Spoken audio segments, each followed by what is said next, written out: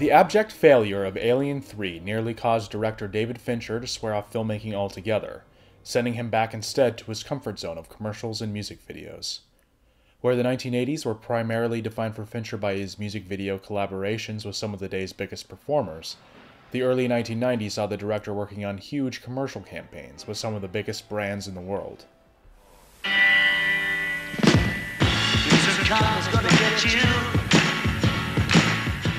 1992 saw sports gear giant Nike commission Fincher for a trio of commercials. The most well-known of these is Instant Karma, which mimics the energetic pace of music videos.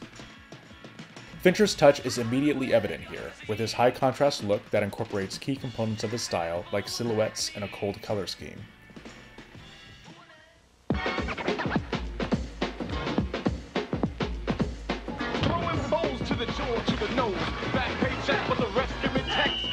Nike's Barclays on Broadway is shot in black and white, a curious choice for a high-profile spot like this.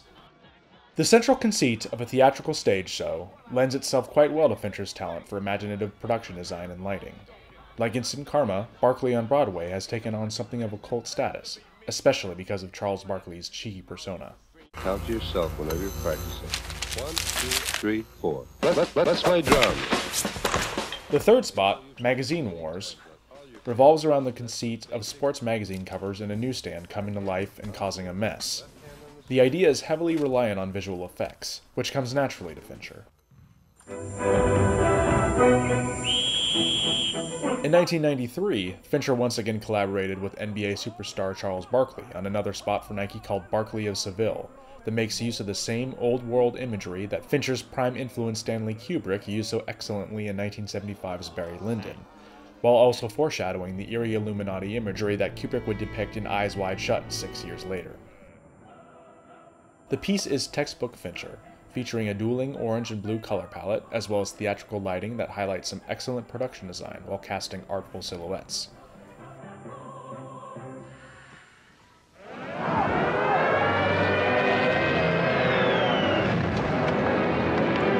I'm not leaving. Cut!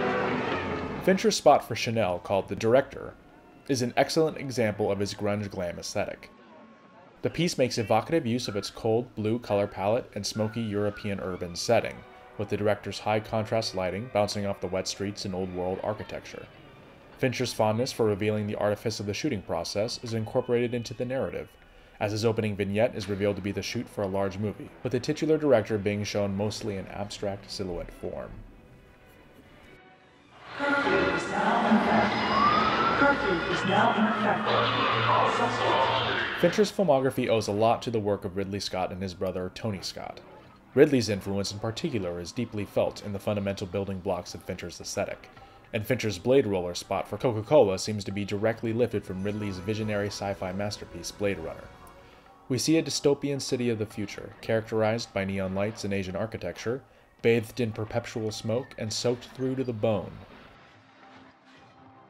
Fincher's signature high-contrast, cold look plays directly into the Blade Runner style, which the young director builds upon by adding his own flourishes like artful silhouettes and a high-energy camera that screams through the cityscape. Blade Roller is one of Fincher's most well-known commercials, and easily one of his best.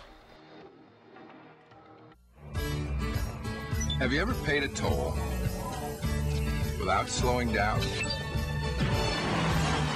It's not uncommon for advertisers to create entire campaigns with multiple spots centered around a singular idea. In 1993, AT&T wanted to communicate how their technologies were going to be at the forefront of the digital revolution, which would have had long-term ramifications for how we live our lives and connect with others.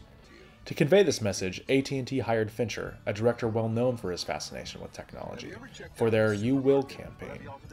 The campaign is a series of 7 spots that actually predict many of the things that are commonplace today, albeit in a laughably clunky, primitive form that was the 90s version of high-tech. The spot shows us various vignettes of people connecting with others through AT&T's theoretical future tech, GPS navigation, doctors looking at injuries over video link, video phone calls, sending faxes over tablets, and more. Fincher's high-contrast cold palette serves him well with his campaign, further enhancing the appeal of this promising technology that aims to transform our lives.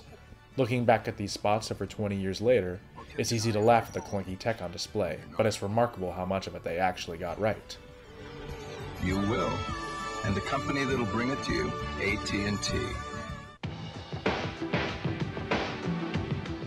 The first of several spots that Fincher would take on for jeans maker Levi's, Keep It Loose features the director's iconic blue color palette as a static background, with a variety of actors composited into the scene dancing wildly and expressing themselves in their hilariously baggy 90s jeans.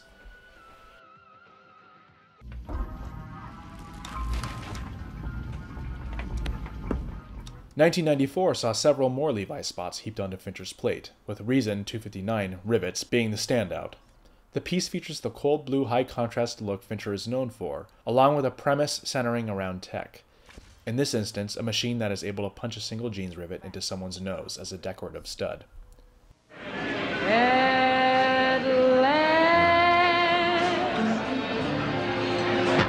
Fincher's next Levi's spot, The Restaurant, riffs off the climatic scene of Mike Nichols's The Graduate, with a young man pounding at a glass window to get the attention of his love interest, who is currently out with another male suitor.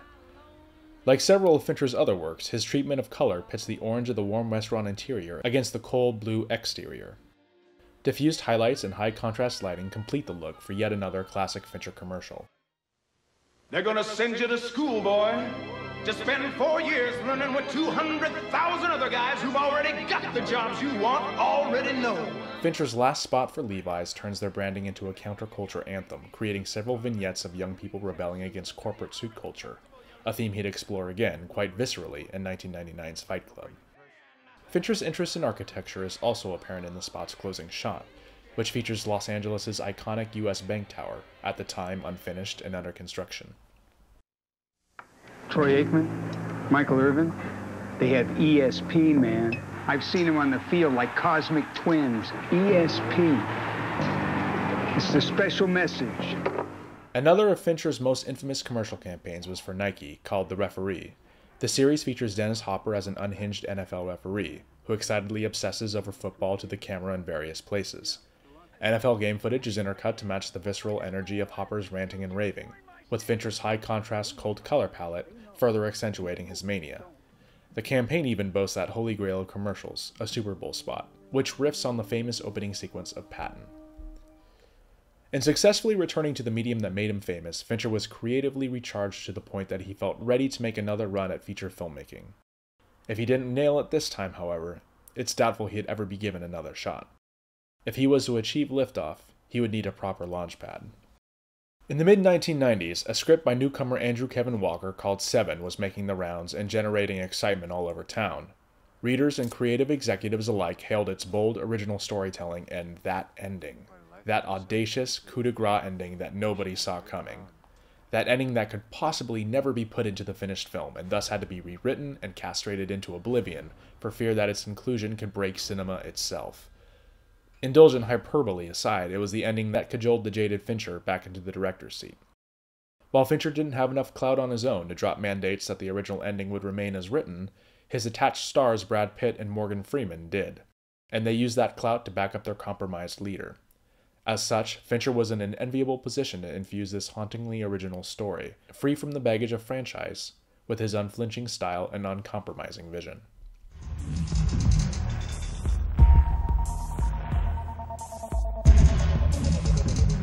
There are 7 deadly sins, Captain. Gluttony, greed, sloth, wrath, pride, lust, and envy. 7. Hold on. Morgan Freeman's headlining performance as the insightful, bookish Detective Somerset is pitch perfect. He's a man haunted by the mistakes of his past and the unnamed, crumbling metropolis that threatens to consume him. His presence lends a great deal of gravitas and authority to the film, grounding the outlandish story developments in reason and logic, and making them all the more scarier because of their realism. Get out! Hey! Get out! I got a fucking right to be here. Get out! Fucking jerk! Jeez, fuck you! I got your picture, man. Oh yeah? I got your picture. Oh yeah? Detective Mills, M-I-L-L-S. Fuck off! Brad Pitt's performance as the hot-headed, impatient Detective Mills is interesting in that the performance itself tends to be wooden at times, but we as the audience are still pulled into his swirling emotional whirlpool. When a person is insane, as you clearly are, do you know that you're insane? Maybe you're just sitting around, reading Guns and Ammo, masturbating in your own feces. Do you just stop and go, wow, it is amazing how fucking crazy I really am? Perhaps it's only because Pitt has become such a sublimely subtle actor in the 20 years since that his forcefulness in Seven reads now as a younger man struggling with inherent talent, but an unpolished craft. Mills's impatience and stubbornness is well set up throughout the film. For instance, when assigned a handful of heavy philosophical books by Somerset, he opts instead to read the Cliff's Notes versions. Because he takes shortcuts and is quick to action without necessarily thinking things through, he's in a prime position to be manipulated by Kevin Spacey's creepy, calculating John Doe and play into his twisted, murderous scheme. Detective. After this, I'm gone. No big surprise. Detective! You're looking for me.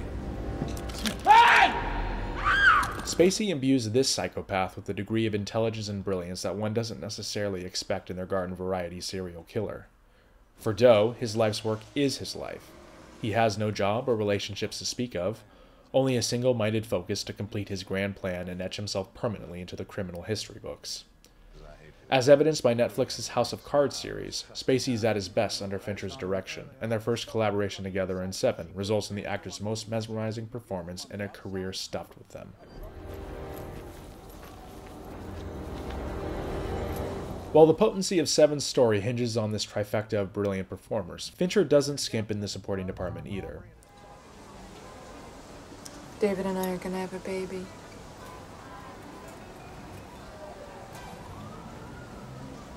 Oh, Tracy.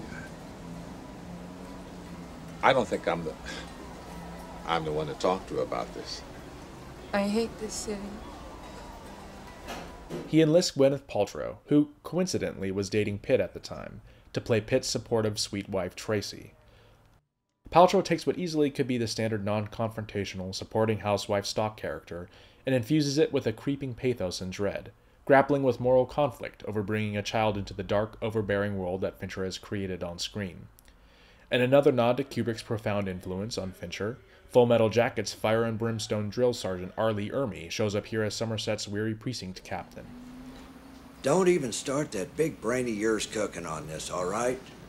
To accomplish his stark, pitch-black vision, Fincher enlists the eye of cinematographer Darius Khondji, who is able to translate Fincher's signature blend of high-contrast lighting, cold color palettes, silhouettes, and deep wells of shadow onto the 35mm film image. The film is presented in the 2:35:1 anamorphic aspect ratio, but it appears that this was achieved via a matte and post-production, layered onto a full 185:1 Academy frame. This plays into Fincher's reputation as a visual perfectionist, who uses digital technology to exert control over the image down to the smallest detail. This control extends to the camera movement, which uses cranes and dollies for measured effect, echoing John Doe's precise, predetermined nature. In fact, the only time that Fincher goes handheld is during the foot chase sequence in Doe's apartment complex, and the finale in the desert, both of which are the only moments in the film that the balance of control is tipped out of any one person's favor, leaving only chaos to determine what happens next.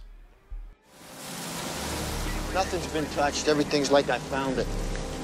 What time was death established? Like I said, I didn't touch anything. While Seven was filmed in downtown Los Angeles, Fincher intended for it to stand in for an unnamed East Coast city, which he successfully achieved via a mix of careful location selection and production designer Arthur Max's vision of oppressive decay.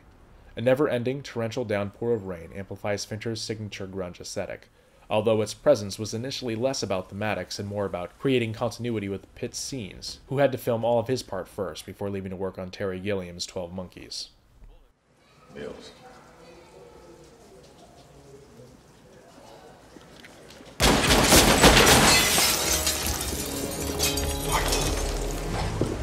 Howard Shore crafts an ominous score that utilizes a particularly brassy sound, evocative of old-school noir cinema. But it's in Fincher's source cue selection that Seven's music really stands out. How's this for culture?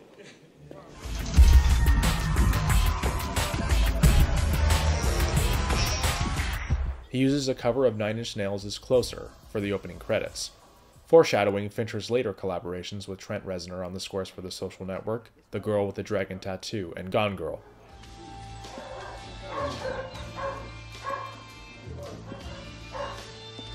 Other standout cues include a Marvin Gaye track playing in the Mills apartment, and, in another nod to Kubrick, classical arrangements that waft through the cavernous library Somerset conducts his research in.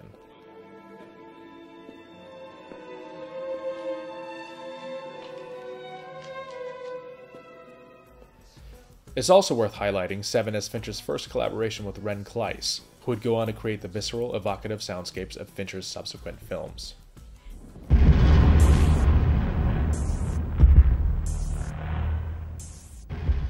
An oft-mentioned aspect of Seven is its haunting opening credits sequence, designed by Kyle Cooper. The sequence acts as a preview of John Doe's meticulous psychosis, with jittery text trying to literally crawl away from the disturbing images that were shown in quick, rapid succession. Shot separately from the main shoot after the original scripted opening credits sequence was trashed, the piece both pulls us into the sick, twisted world and prepares us for what comes next. The sequence was shot by the late, great cinematographer Harris Savides, who would go on to lens Fincher's The Game and Zodiac, and edited by Angus Wall, who has since become one of Fincher's key editors. Fincher, more so than a great deal of his contemporaries, uses the opening credits of his features to set the mood and the tone of his story in a highly creative and stimulating style. His incorporation of the technique begins in earnest with Seven, but the practice hails back to the work of Alfred Hitchcock, who pioneered the idea of opening credits as part of the storytelling, and not just an arbitrary device to let the audience know who did what. Seven is one of the earliest instances in Fincher's feature filmography in which his aesthetic coalesces into something immediately identifiable, no small feat for a man at bat only for the second time. The film places a subtle yet strong emphasis on architecture, specifically an early 20th century kind of civic architecture, a blend of classical and Art Deco that's primarily seen in noir films in old New York buildings. There's a distinct claustrophobic feeling to the city Fincher is portraying, which is reinforced by his framing of several shots from a low angle looking up at the ceiling, implying that the walls are closing in around our characters. Fincher's fascination with technology is also reflected in a mix of cutting-edge forensic tools and outdated computer systems that are used by the protagonists to find their man. Lastly, a strong air of nihilism marks Fincher's filmography, with the incorporation of the philosophy giving Seven its pitch-black resonance. Several story elements, like the moral ambiguity of Detective Mills, the rapid decay of the city aided and abetted by uncaring bureaucrats, and the darkly attractive nature of John Doe's crimes, cause a severe existential crisis for our heroes. Honestly, have you ever seen anything like this? No. Overall, Seven is a supreme technical achievement on all fronts, a fact realized by New Line Cinema, who then mounted an aggressive awards campaign on the film's behalf. Only Richard Francis Bruce's crisp editing was nominated at the Academy Awards, with neither Fincher nor his stellar cast getting a nod. Despite the cast turning in great, truly original performances, it's apparent that Fincher's emphasis on the visuals and the technical aspects of the production came at the expense of devoting less energy and attention to the performances than he probably should have. The result is a visually groundbreaking film with slightly wooden performances, despite the cast's best efforts and a first-rate script. Seven was a huge hit upon its release, and put Fincher on the map in a way that Alien 3 never did or could have done, precisely because it was an original property in which Fincher could assert himself, free from the excessive studio needling that plagued top-dollar franchises back then, and still do today. This freedom resulted in one of the most shocking thrillers in recent memory, jolting audiences from their apathy and re-energizing a fear response stole by the onslaught of uninspired slasher films during the 80s. Seven, along with Fincher's other zeitgeisty film Fight Club, is frequently cited as one of the best pictures of the 90s, perfectly capturing the existential, grungy essence of the decade. Above all, Seven is a gift. For Fincher, another chance to prove himself after the failure of Alien 3, and for us, a groundbreaking new voice in the cinematic conversation. Ernest Hemingway once wrote, "The world is a fine place and worth fighting for." I agree with the second part.